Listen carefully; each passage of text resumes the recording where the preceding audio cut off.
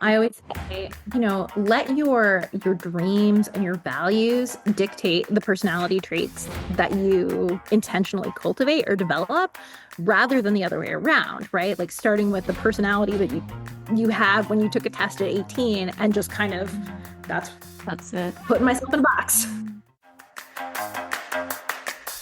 Hello, hello. Welcome to the place for offbeat health professionals who have bravely swapped their healthcare hats for non-clinical creative caps. I'm Caitlin, a psychologist turned copywriter, and this is Healers with Hustles. Now, I can't wait to introduce my guest today. It's an international guest. I always love talking to people overseas. It's always a bit of fun. So, Dr. Shannon Sauer-Zavala is a licensed clinical psychologist, researcher, and professor at the University of Kentucky, where she directs a clinical trials lab focused on helping people create intentional personality change. She's a treatment developer behind the evidence-based programs like the Unified Protocol and BPD Compass, and her methods have been featured in major media outlets and taught to clinicians worldwide. Through her coaching and mentorship program, Shannon helps ambitious women move from hidden overwhelm to calm, confident, and values-aligned success. Whew, so cool. Well, Dr. Shannon, welcome to Healers with Hustles. Yeah, Caitlin, thank you so much for having me. Yeah, it's a pleasure. Thank you. I was just saying before that it's always so exciting having an international guest. So you're all the way from Kentucky. So yeah, thank you so, so much for coming on. Yeah, of course.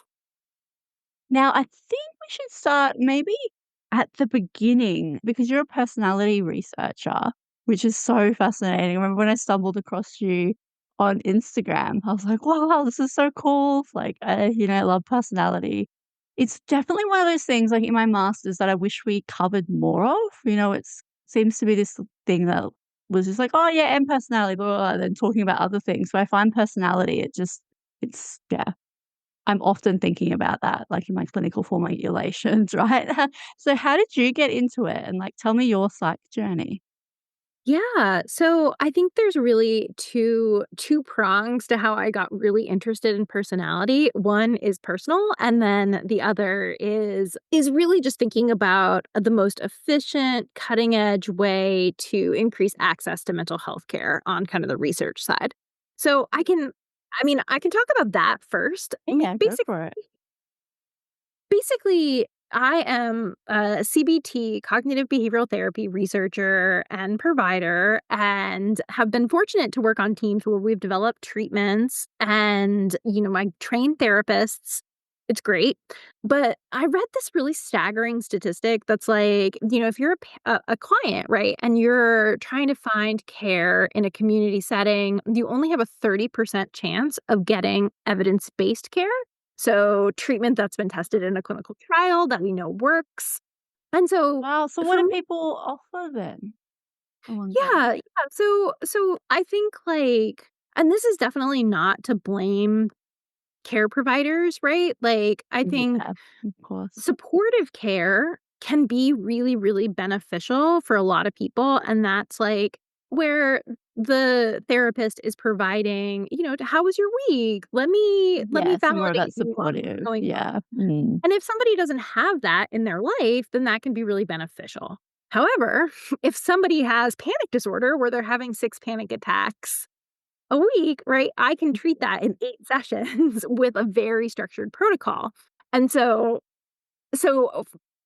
often there can be a mismatch between what is the sort of evidence-based protocol that we would use for a particular disorder Mhm. and what clients are getting. Yes.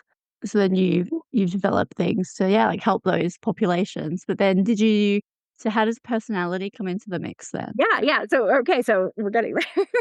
One of the big questions I have is like, why don't therapists in practice use evidence-based treatment? And I think Yeah. a major reason for this is because there is a different protocol, manual, treatment for every disorder in the DSM or the ICD, right? And so that's really Yeah, burdensome. for sure. You're a provider, like a full-time provider. You're seeing clients or patients back to back all day long, it's not really feasible to be up to speed on all these different, the protocol for depression and the protocol for GAD and the protocol for panic. Personality factors into this because there's really, really good research that suggests that personality traits are sort of core vulnerabilities that different mental health conditions share. So, most of the anxiety disorders and depression, a major vulnerability that predicts whether a person goes on to develop those conditions is high levels of neuroticism or just like the biological tendency to experience negative emotions. So for me and my research, like, well, gosh, like, isn't it more efficient to target the personality trait, the vulnerability, Yeah. and then have simultaneous improvement on all of these different disorders than to kind of play whack-a-mole with the different It's disorders? very clever and very creative thing to think about. Because yeah, like, that's right, like, I remember learning something about that, but never once was it like, "Oh, let's, yeah, like, target their personality factors," so that's really cool. Yeah, so the idea is to try to make, one treatment or like I study the 5-factor model or the big 5, right? So 5 Mhm. treatments that confer risk for all these different conditions, and that's like just a more streamlined, efficient system for therapists. It's less burdensome to learn. On the other side of things too, like if you are from like the patient side, if you are, if you see patients, right? Like it's pretty rare that a client comes in with you know, depression and that's it. Like, usually there's depression and anxiety together. So, like, Yes. not a manual for that. What do you do? And so, a transdiagnostic personality focused treatment is going to map better to comorbidity. Wow, that's so fascinating. Do you find Uh, there are, like, different personality traits that are more vulnerable to certain, disorders? yeah, yeah. So, neuroticism, tendency to experience negative emotions, is really important for anxiety disorders, eating disorders, depression, low extroversion, which is like low, kind of like a lot of people think extroversion is like just how sociable you are, but really it's like energy and positive emotions. And so people that have deficits there are also at risk for depression, for agoraphobia. Low conscientiousness is a risk factor for ADHD, for substance misuse. Low agreeableness is like it's a risk factor for PTSD or for personality disorders because it's like Yeah, I was just thinking that's personality other disorders. people. Yeah, yeah. Mhm. That's so interesting. Wow, that's so cool. Have you like, how has that been in your career? Have people been really receptive to the idea, or, like, have you had some pushback, or what does that look like? I think people have been, pretty receptive. I mean, my I was telling you about my trip to Sydney, I think it was, like, now Yes. ago.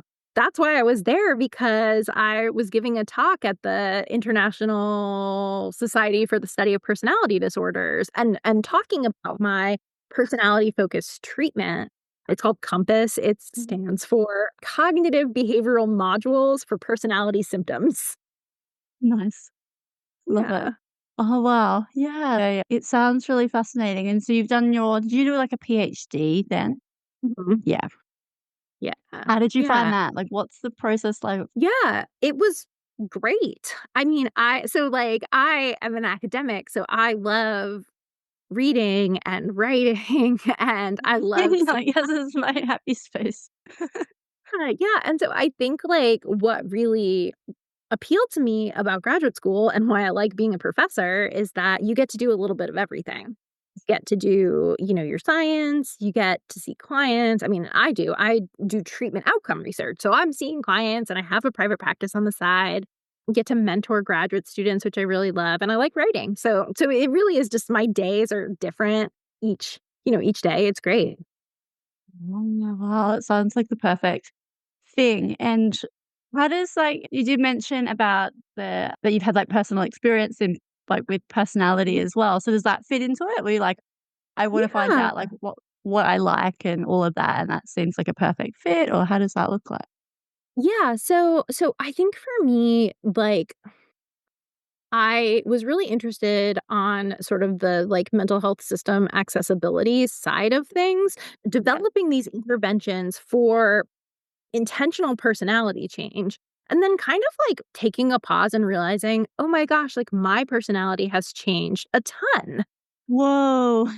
And not really like going into like my work, sort of being like, oh, my personality Yeah. changed teach other people, but sort of realizing that maybe why I gravitated towards this is that I've had a similar experience. So, it's funny you were asking about like my experience in graduate school. And, Mhm. by the time I got to graduate school, I was like highly conscientious and really passionate about what I was doing. But that definitely wasn't like where I was starting from. So I definitely like, when I think about myself in high school, right? Like I skipped class all the time. I ended up failing math for the year in my junior year and had to repeat it my senior year. People, I'll talk about how I used to be lazy and kind of like all over the place. And the people that know me now are like, yeah, lazy. I'm sure you were lazy. And I'm like, no, seriously, I was You're like, really, "Oh, it's true." no, it's true. And so then when I went off to university, these traits really persisted with most of my classes. Mm. But I just by chance had signed up for an introduction to psychology class, and it was at 8 o'clock in the morning, and so I don't know. I went to the first class and was like, "This is really interesting," and somehow was able to get myself up and go to every class Mm. meeting, and I ended up performing really well in the first exam, which is sort of like a rite of passage, and most people do really poorly, and the teaching assistant was like, "Shannon, you should really consider majoring in psychology." And I was like, "Okay, sure." Yeah, sure. Uh, yeah, yeah. But when I think about, like, what the principles in personality change, right? It's like, you change the way you think about yourself, and you change your behavior, get reinforced for it over time, and that kinda snowballs, and if you keep that up, characteristic way of thinking and behaving is gonna change, and that's literally what your personality is. Yeah, wow. And so you, like, saw that firsthand, and then what a beautiful thing is, like, 'cause I'm just thinking about one of the things I definitely know that I struggled with when I was studying, like, particularly, like, the clinical side of things and doing treatment with therapy was like, "Is this, like, actually gonna work?" You know? Like, I mean, like, having to trust the process. So, like, how cool that you've, like, "Yeah, like, it's worked for me," and so, like, I've felt it firsthand. So Mhm. you, like, have that, I don't know, level of confidence. Not that you probably would have told your, like, patients about that, but it's just, like, for yourself, like, having Yeah. that. What a gift. And tell me, I don't know, what are your thoughts? Because of course, like, with this podcast, it's all about, like, people who've maybe, like, they've been like, psychologists for a while or even health professionals, not even just psychologists, but they've reached a point in their career, like, maybe it's mid career, maybe it's early career, maybe it's, like, right at the end of their career. But a lot of time mid-career, and they've kind of have a bit of an itch, and they're like, "I wanna do something else," or maybe they're a little bit burnt out or something like that, and they, yeah, decide to do something a little bit different. Like, how do you explain that? Yeah. Yeah. I can start with an example from my own life, and then we can talk a little Yeah, bit about beautiful. what I that love means that. and how I think Yeah. particularly women find themselves in and that's Yeah. like most therapists too. Um, Yeah. so for me, like, anyone that's listening and kind of hearing the first part of this can tell that I'm really passionate about my work. I love it. I'm so excited about it. I do it in the context of working at a university, which, Mm. I really thought was this like institute of finding the truth and, that it was something more special and hallowed than like, I don't know, like working for Google or whatever. Mhm. And now that I'm a little now mid-career, right, like, and have checked every box, I have tenure, I'm going up for full professor next year, like, all of these things, I should be Congrats, that's like, cool. "Oh my gosh, my dream." The curtains kinda pulled back a little bit, and I'm like, "This is a business, and it's not a meritocracy." Mhm. And, you're not necessarily rewarded for doing good work, you're rewarded for, like, knowing how to say the right things in the hierarchy, and Yeah. that stuff turns me off. And so, for me, like, with the mid-career itch, like, there are still so many aspects of my, like, day job that I love so much, like, I love mentoring, I love my research, so I'm happy to keep doing that, but at the same time, like, I didn't get into psychology because I wanted to, like, have my worth judged by how many publications I have or how much money I get from the government Mm. to studies. And so I've pivoted a little bit in the past couple years. So I'm in the middle of writing a popular press book on changing your personality, right? That would be for everybody. So Awesome. not like a clinical workbook, but like a, like Yeah, wow. just a book Cool, hopefully that's someone could buy at an airport. I don't know. yeah, an airport. Oh, how nice. I just imagine, yeah, how lovely that would feel like to see that, but also to know that, like, your research is having that, like, wider impact. Yeah. Yeah. And so That's that's so a real yeah. goal. And then you mentioned you found me on Instagram. So Mm. basically I, was like, I'm gonna write this book. How hard could it be, right? And so then I learned because I've written academic books before. They're boring. I don't recommend them. But I've written books before, I've worked with publishers. How hard is this gonna be? No. To write a popular press book, you need an agent, and to get an agent, you have to, like, write this whole book proposal. So Oh, I just Googled it and figured out how to do it and sent my stuff out to, like, 40, 50 different agents, and a oh, wow. couple of them responded back to me and were like, "We love you. We think you're great. We think this is a great idea." Mm. However, at this point in my career, I only represent people that have, like, 70,000 social media followers or more. And I was like, "Excuse me, What? what?" I'm Okay. gonna be an influencer, like, what? Yeah, yeah. And so I did find an agent, and he was like, "This is great, I'm gonna represent you." And so I signed the contract, and then he was like, "We're gonna hold the proposal until you have more Instagram followers." Wow, Yeah, yeah. So that's I so spent the surprising. right? And so I spent the past year and a half, like, really still doing my job, right? But, like, in my spare time, like, learning about marketing and learning I literally took a course on how to make an Instagram reel because 'cause I'm elderly, so I needed to learn that. How to who my ideal readers would be and how to and this is your neck of the woods, right? Like, Yeah. but really spending a lot of time learning about this, and I realized, like, something that I really value part of the reason let me back up a little bit. At first, I was really resentful. I was like, "You mean I have to spend all this time on social media just to Yeah. book? People should wanna hear from me because I am, like, making the science." But then Yeah. I think I had sort of a mental pivot in my brain because I realized that there were some itches that weren't being scratched by my day job, right? So I like communicating with people. I love science communication. And so I can do that through Instagram. I gave a TED Talk, like really thinking about ways to describe my work and like real science in a way that resonates with people. And then We need I more of that, particularly in today's climate, so that's awesome. Yeah, exactly. Exactly. And, like, I was a psychology major and, they don't and probably your listeners, if they're helping professionals, right? Like, you don't learn how to run a business in No, school. you don't. There's no marketing, yeah, courses. Yeah, There's so, no like, how to do learning all this stuff, Instagram or learning how whatever. to have a business, I realized, my values are helping people and not just in one-on-one therapy, but, like, communicating information that could help Mhm. people make informed choices about their mental health care, and, like, having a platform to do that is really important, and I also realized that one of my values is learning, right? Which is not a surprise, like, I would have a PhD, I went to graduate school, right? But I had kind of, like, could do my job at my university in my sleep, right? So learning all of this new stuff. Yes.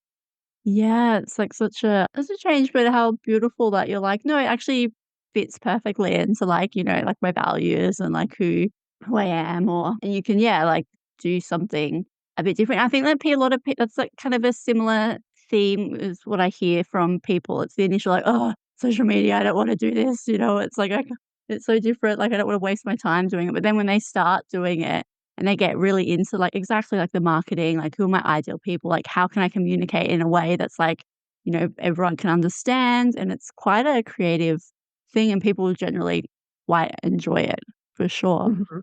Yeah, which is yeah, really so it's cool. ended up being really fun. I've met a lot of cool people Yeah, and I was wondering about that, like, is there a good community? What's that like?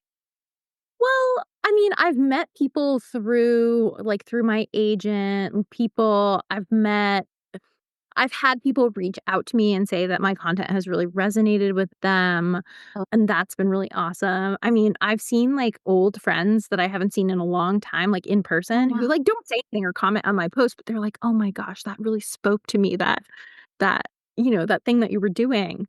And it feels really good because I mean, I I write these articles, right, for academic journals that, like, 7 people read. So this feels like, let's spread the word. Yeah, exactly, definitely, and you're definitely like, absolutely having that bigger impact, and it feels nice as well to kind of get, like, acknowledged, and, I think we need that little bit of, kind of, like, zing in our day, because I should imagine, people probably don't necessarily reach out and like, "I read your journal article and it was so Right. impactful," or something like that. Or maybe they do, I Yeah. don't know, but it's a It different feels type of different, though. thing. It's like the people that reach out, like, are, like, prospective graduate students, and that's so great. Like, I love that because I really love mentoring, but they're not the people that need help, right? Or, like, need to Yes, have yeah, the push. Like, "Oh, like, maybe you should maybe therapy's for you." yeah, exactly. Oh, that's so cool. But tell me, like, in your research or, like, in your readings or anything like that, what can you tell me, like, in general about, like, creativity and, like, personality? And are there certain traits or, like, certain themes or things you've seen or in Yeah, yeah. your stuff? So one of the big 5 traits is called openness to experience.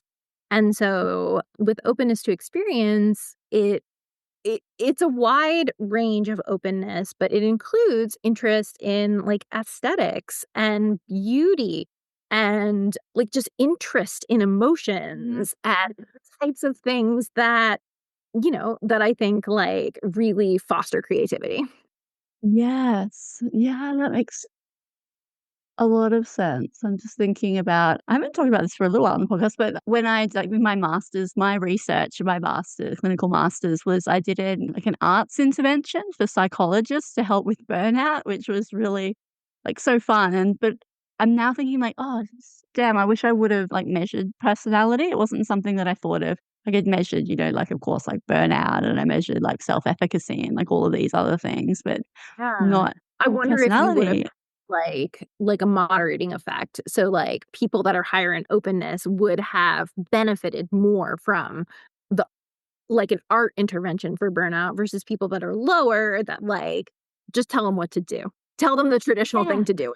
Just that's it, exactly, and I'm like, "Oh, snap." It would have been, like, really interesting on that level as well.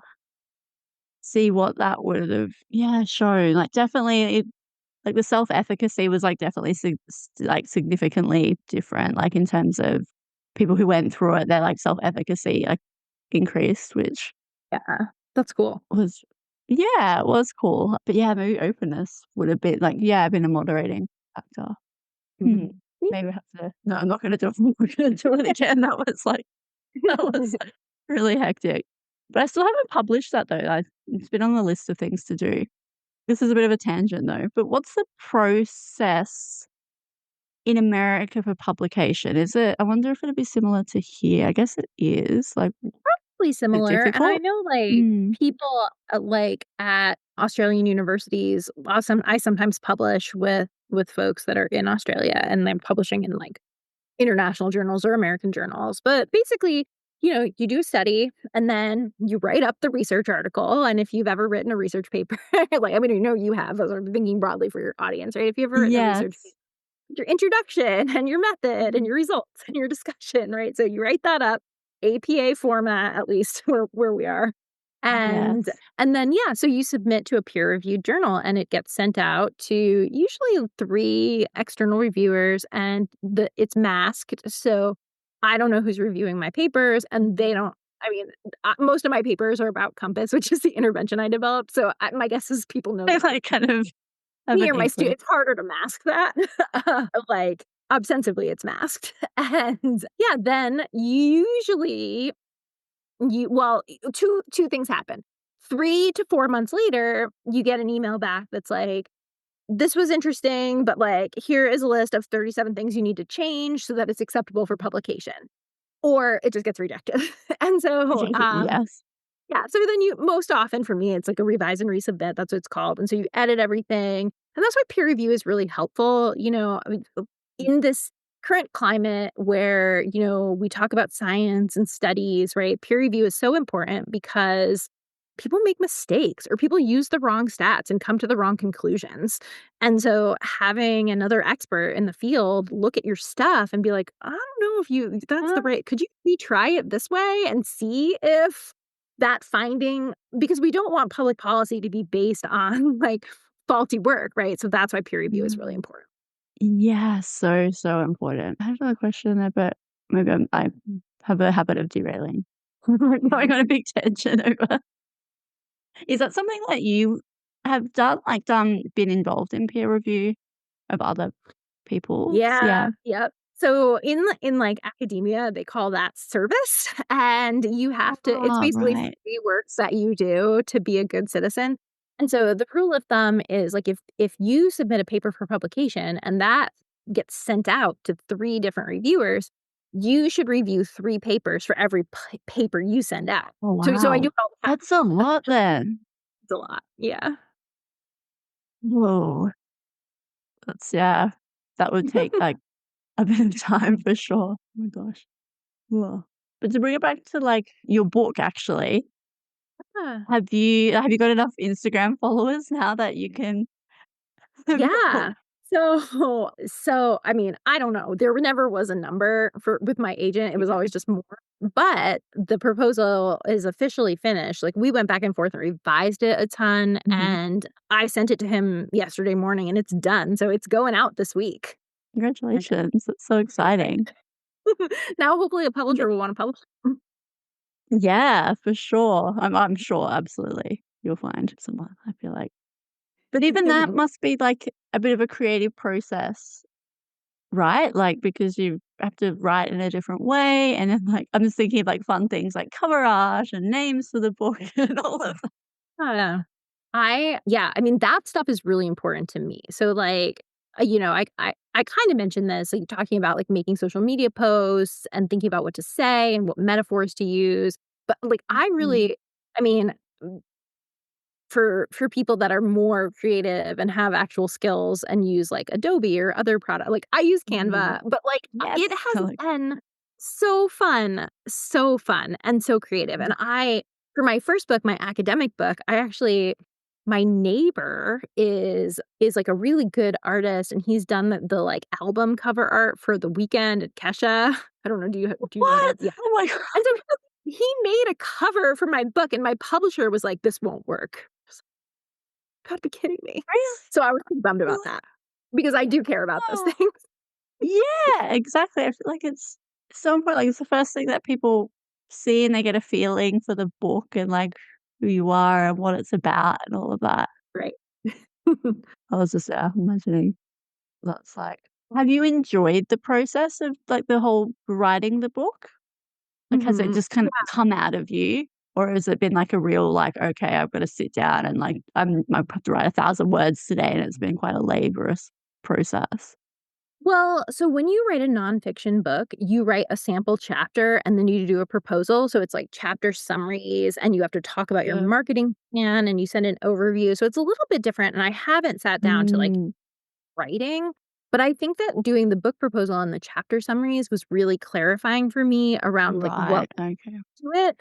And what's really cool, and this is something that I think in doing the proposal I've gotten better at and I'm sort of ready to Yeah. dive in, is the switch from like, "Data tell us this," or "Studies show," to like, Yeah. "Let me tell you about this client that I had that really struggled with trust, and here's how we worked on that, and this is how it's different for her, and like, you could too if you did X, Y, and Z."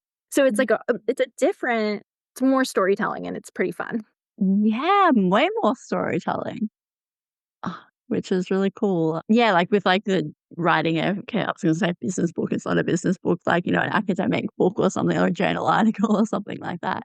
You'd be really, like, behind the scenes, right? It's like, "Oh, I'm not Dr. Shannon's not here at all." It's just, like, someone telling Right. the what's happening with the data, but then with this, you'd really see you in it, right?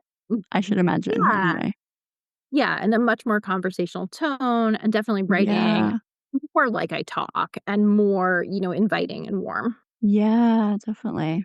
Which is cool, like, I could imagine, like, are you what are your personality traits? Are you kind of where do you sit in terms of, like, extroversion and Yeah, yeah. So we could get really specific with it because the big 5 traits, they are divided into facets. And so for me, so like different subcomponents, like I'm like middle of the road in neuroticism. Like I am a big feeler, but I don't have a lot of like interference because of it. I mm, am pretty middle of the road in terms of extroversion. Like I'm very high in positivity and at the same, but I don't really like to be around big groups, that kind of thing. So sort of in the middle there. yeah, Off the charts and conscientiousness, that has been reinforced, and that's the place where I've really changed my personality. And you kind of have to if you want to. I mean, I just do so much stuff. And then, I think I'm pretty high in agreeableness, but it's gotten lower over the years. And I think like women, like our listeners will relate to this, really warm, but I am not a doormat, So like I have some boundaries, but yes. it wasn't always quite like that. And then pretty high. Yeah, that's good to yeah, I feel like that would be a thing, like, a lot of women would potentially struggle with, right? Like, the agreeableness part, like, when you were talking, I was just like, "Oh, yeah, I can, like, totally relate," like, super warm, but, yeah, people pleaser, and it's something I'm Mhm. working on, but still, yeah, it's definitely there, but I could just I was imagining myself, like, working in an academic environment and being like, "Yeah, I would have to be like, well, I've got no choice, I've gotta, like, shore myself up a bit more." Yeah, absolutely. And if people are listening, I have a free version of the Big 5 personality test on my website, so Oh, people that can would be take it epic. as a score Yeah. report. I know it's fun. Yeah. And Love a quiz. I know, right? And, part of the reason I developed it and put it on my website is because, like, most personality tests are not based in science. So, if you've taken, like, the Myers-Briggs or Enneagram, like, they're fun, but they are not scientifically tested, and the studies that they have been included in basically show that they don't predict anything, like, they don't predict career success or any the stuff that they're supposed to do. Um Yes. so, if you've taken those tests before and you are interested in taking a different kind of test, uh, that's available. I love it. Yeah, no, definitely. I would love and I've, like, said that before in my, like, Instagram posts about, like, Myers-Briggs and all of that isn't, scientifically validated, and people will be like, "What are you talking about?" So it's nice to have some allyship with that. Yeah, people are very some people, especially I've noticed, like, some of my younger clients, they're, like, more interested in, like, zodiac and, like, have taken Enneagram or have taken Myers-Briggs, and they'll be like, "Well, there's no point in learning assertiveness skills because I'm an INFJ, so I just can't." And it's like, I don't love Yeah. it, don't love it. Ah, so it's, like, almost like an identity thing then. Like Yeah, yeah, and so, I don't love it for 2 reasons. 1, because Myers-Briggs types not valid or reliable, like, you take the test and you get a different result, yeah, if you take it multiple times and it's not valid because it assumes, like, you are a type and you'll always be that type, and so you should, like, pick your partners and pick your jobs and, dogs kinda, and like, yeah. stay in your lane. But, kinda circling back to what we were talking about at the beginning, personality changes. It changes across the lifespan naturally, and we can speed up that process by taking intentional action, right? And so Mm, I really wanted I mean, even, like, with the result like, the report that you get with my personality test, it's like, here are the things that are maybe strengths of this trait, but, like, here are the things you might wanna nudge or work on, and really with this kind of growth mindset kind of idea. yeah. Yeah, what a great to have. I'm really keen to take it myself and see how I've Good to you. changed as well. Yeah, definitely, I'll put the link for that in. But that actually might be a really good place to also talk about, like, how people can, yeah, just in generally get in contact with you, follow you, eventually buy your book. Yeah, That's gonna yeah. come out Everybody soon, follow hopefully. me on Instagram so that my Yes. agent, eventual publisher, will think that I have something important to say, because Instagram followers are very highly correlated with substance of things to say. So everybody follow me on Instagram. It is at self.made.personality. and I will be forever grateful. And then if you are interested in seeing some of the services I offer, taking my personality test, Yeah. that would be my website. So that is www.personality-compass.com. And there you'll find the free personality test will be super obvious on the homepage. And I do one-on-one therapy. I do sort of these single session, like, personality coaching plan calls to kind of help people Wow, get a road for how they might nudge their traits. And that's fun. this is really apt for what we've been talking about, but I have recently launched a program particularly for particularly to help women with the traits that tend to, like, afflict women. So people pleasing, perfectionism, overwhelm, because, I think it's like this double-edged sword where those traits have gotten women to their, maybe their mid-career point in a really, Yes. like, fast trajectory, and now we're burnt out and we're tired. And we're That's sort of considering. So I have a group program for that. awesome. Wow, you have yeah, that's such unique, but also such valuable offerings. I could see people would like get so much benefit out of that. Particularly, yeah, like the wow. I'm just like, oh, I want to do that. Like my people pleasing and things like that. But just as a side note, your website is awesome. I was Oh, looking thank you. through it and it's like really clear and like the user experience is fantastic and you can Thank really get you. a sense of your personality and who you are. So yeah, Good. that's really good. It's nice to see for sure. But before we go into the my fun rapid fire questions, is there anything that you want to say or like anything that's come up as we've been talking that you're like, oh, I really wish Caitlin would have asked me about this or just anything at all? No, I think we really covered most of it. I think, like, the nugget of wisdom, if listeners take away one thing, I always say, let your dreams and your values dictate the personality traits that you intentionally cultivate or develop rather than the other way around, right? Like, starting with the personality that you have when you took a test at 18 and just kind of that's That's it. putting myself in a box. Ah, that's such a beautiful takeaway, a beautiful thing as well that it can be really values aligned and strengths based and like how you want to be in the world. It's not like Right. just wow. Oh, that'll be a great guest quote for our Instagram. So so thank you for making that easier for me to pick something out. Now, this is probably showing my personality a bit. I love fun and silly and all of that. But tell me, Shannon, what is your favorite film? My favorite film. This will date me, but my favorite film is probably Clueless. I saw it. It came out when I Oh, was in 8th yes. grade. I'm kind of obsessed. I've been obsessed for, well, anytime I drive and I stop at a stop sign, but there's like no traffic and I go through it kind of fast, I say to myself, "What? I totally paused." And just like I feel like, yeah, that's all I'll say about that. I Also love her that. Yeah, closet. yeah, you can continue.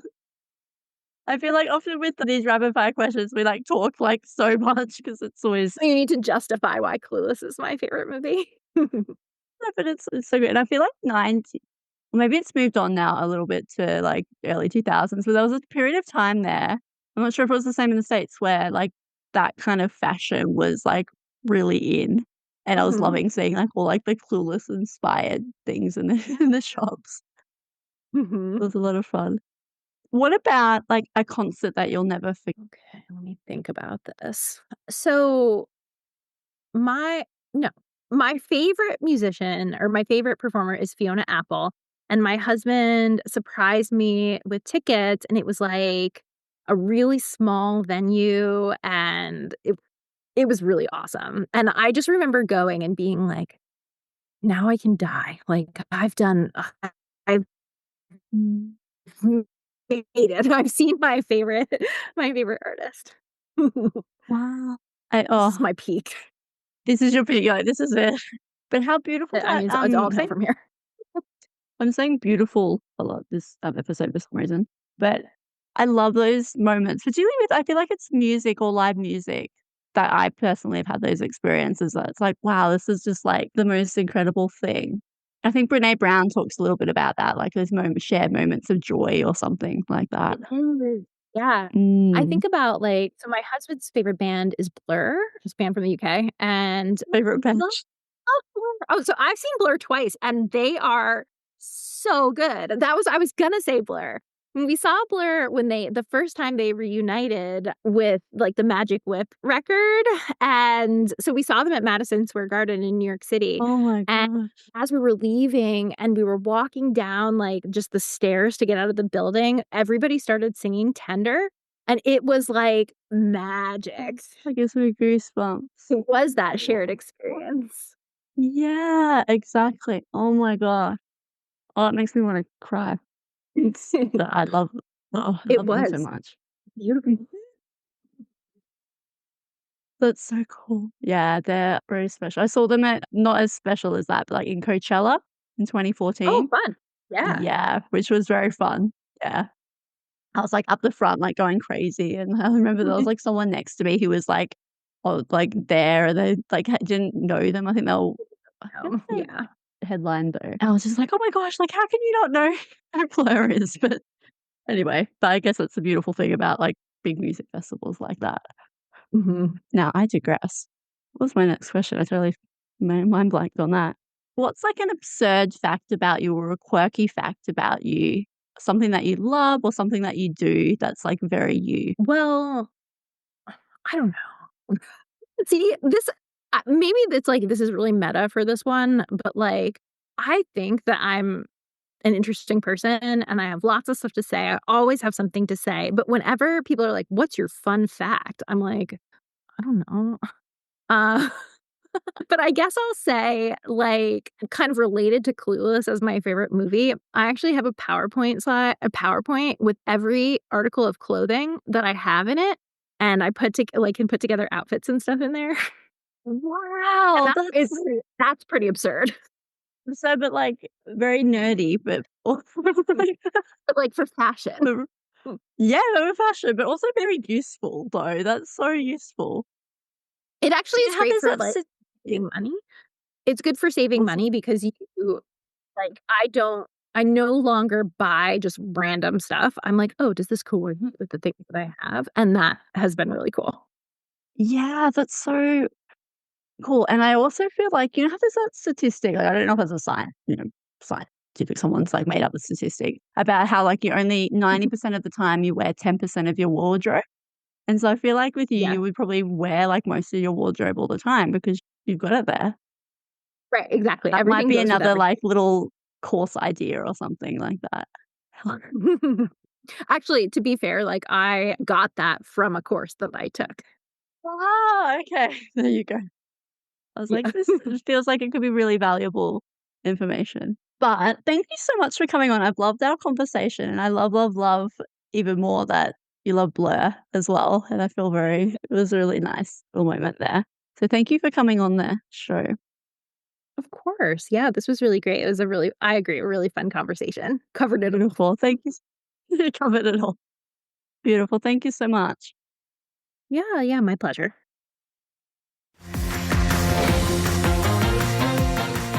All right. That's the end of another episode. Thank you so much for tuning in to Healers with Hustles.